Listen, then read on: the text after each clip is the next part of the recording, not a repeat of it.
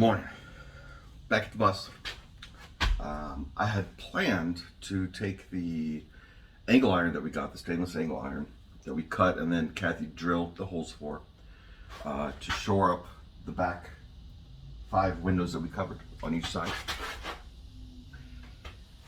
Got all the tools, got my root gun, everything going. Forgot the angle iron.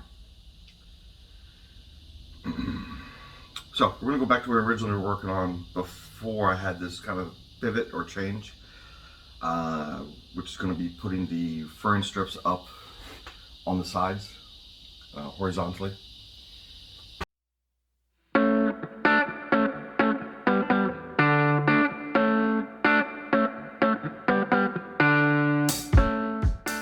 So we've had some issues during that where the the fern strips don't want to crack when we do it, because I'm just putting the screw into it, and it's a fairly large screw, and so they're cracking with that. So I'm going to have to drill some decently sized pilot holes to prevent that from happening.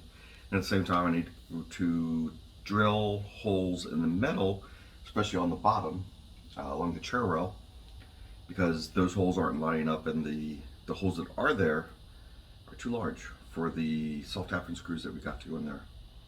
So there's some adjustment going on.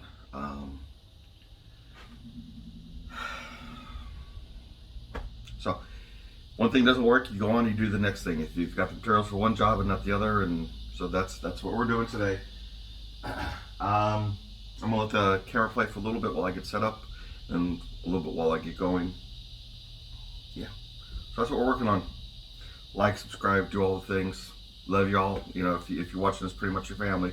Not many of you out there. All right, let me get going. So what I'm doing is drilling the pilot hole through the metal. I tried a 1/8. The hole wasn't big enough when the screw got to it. They're not self-tapping screws. I thought they were. I was incorrect. They're not self-tapping screws. The hole was just too small, and the screw couldn't pull itself through the metal, couldn't push the rest of the metal out of the way. So I need a bigger hole.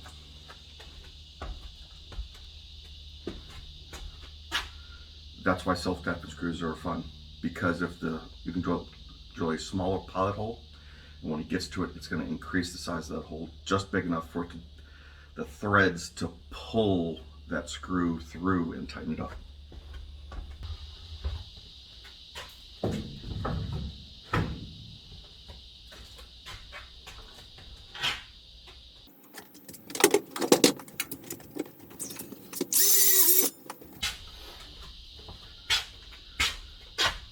That's why we have to drill pilot holes in a 1x2. Right there.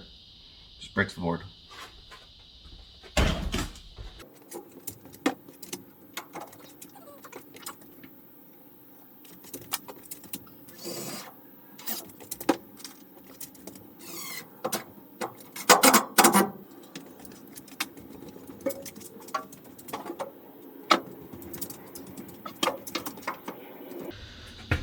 So I put that 1x2 right up along the chair rail.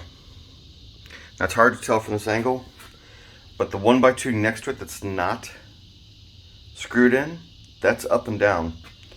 By tightening it to the chair rail over here, it's angled in a little bit. I have to figure out what I'm going to do with that. Yeah, that's angled. Going lower maybe. So it's not tipping it up. Alright, let's try that. So what I'm going to do is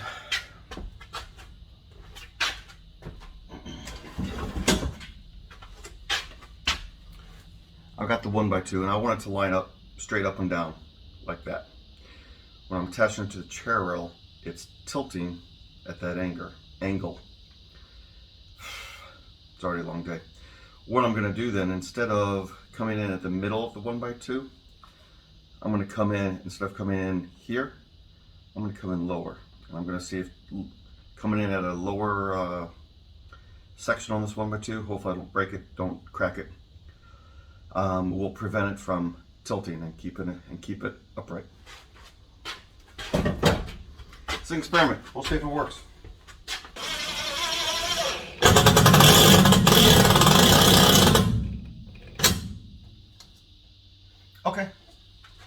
also didn't pull it in as tight. That helped.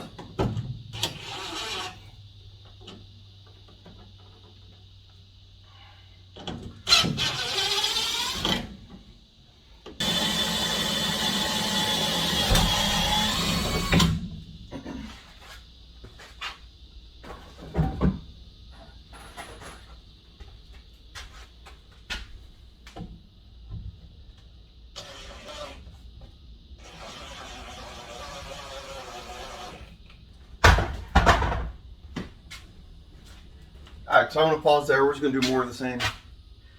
I'm going to listen to a little bit of music while I work. I'll let you know after we get this done, how much we got done, some of the pros and cons, and what I might have done different.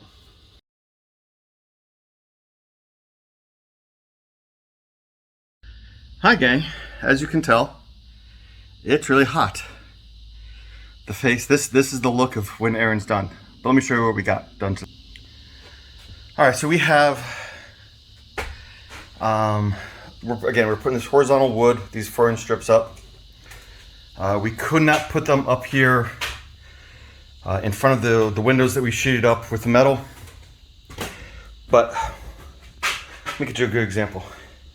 We didn't quite get the whole line done. I'm still missing 2 or 3 2x3s here. Or excuse me, 1x3s on the bottom. But this is a good example of what we're looking at. I've got a 1x2 here.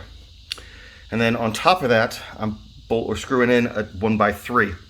So that's giving me an 1.5 inch thickness and a little gap in there. And that's where we're gonna put all the spray foam. Is inside that gap, there's that same gap underneath the windows. So that's where we're at. As soon as I get again, we bought that stainless steel angle iron to take care of this little gap here. We're gonna rivet that in. Then I can continue this wood going that way. What I would have done differently, let me flip. So Nowhere Navigation, giving you a shout out. They take plyboard and they rip it in 2 and 3 inch strips wide. I think that would have been better. The reason I say that is because, again, we had some of these 4-inch strips that were splitting when we put the screws in, so we had to pre-drill holes everywhere, and even then we still have a couple cracks. I think the plyboard would have been our option because the plyboard, the direction of the wood is omnidirectional. It goes all over the place. It goes up and down, side to side. So I see why he does that now.